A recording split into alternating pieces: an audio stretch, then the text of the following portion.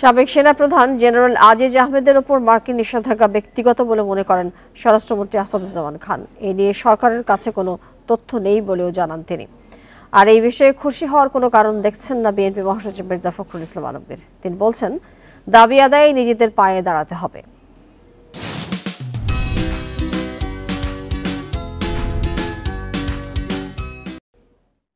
দুর্নীতি ও গণতান্ত্রিক প্রক্রিয়া ক্ষুণ্ণ করার অভিযোগে সাবেক সেনাপ্রধান জেনারেল আজিজ আহমেদ ও তার পরিবারের সদস্যদের উপর ভিসা নিষেধাজ্ঞা দিয়েছে যুক্তরাষ্ট্র। এক বিবৃতিতে সোমবার এ তথ্য দিয়েছে মার্কিন স্টেট ডিপার্টমেন্ট। এ বিষয়ে স্বরাষ্ট্রমন্ত্রী বলছেন, এ নিয়ে কোনো তথ্য নেই তার মন্ত্রণালয়ে। সরকারকেও তা আনুষ্ঠানিকভাবে জানানো হয়নি। এটা নিয়ে তো আমারও কোনো মন্তব্য নেই। কেন আসছে, কিভাবে আসছে সেটা তো আমি এখনো দেখি নাই। আমি শুধু শুনেছি আজকে একটা বিজ্ঞপ্তি আমি দেখেছি এক নজর। এটা আরো ডিটেল না হলে আমি আপনার প্রশ্ন উত্তর দিতে পারবো না। আমাদের আমেরিকান সরকার কিন্তু অনেক দেশে অনেক পার্সোনাল লেভেলেও এই ধরনের নিষেধাজ্ঞা দিয়েছেন, অনেক দেশে দিয়েছে।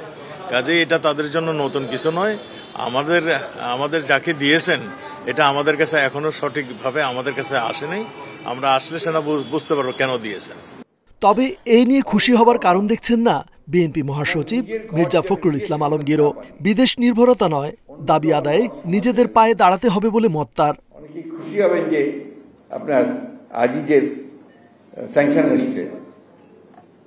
আমি মনে করি যে ওটা হচ্ছে আরেকটা বিভ্রান্ত করা। র্যাবের বিরুদ্ধে হয়েছে, আপনার র্যাব সংগঠন হিসেবেই বন্ধ, পুলিশের 9 জন ছিল, তখন তো স্যাংশন হয়েছিল। তাতে কি ওদের সেই ভয়ঙ্কর যাত্রা যেটা, সেই যাত্রা বন্ধ হয়েছে?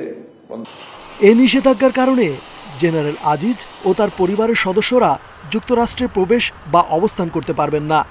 আর এই নিষেধাজ্ঞাকে বাংলাদেশের গণতান্ত্রিক প্রতিষ্ঠান এবং আইনের শাসনকে শক্তিশালী করার প্রতিশ্রুতির প্রতিফলন বলে অভিহিত করেছে যুক্তরাষ্ট্র।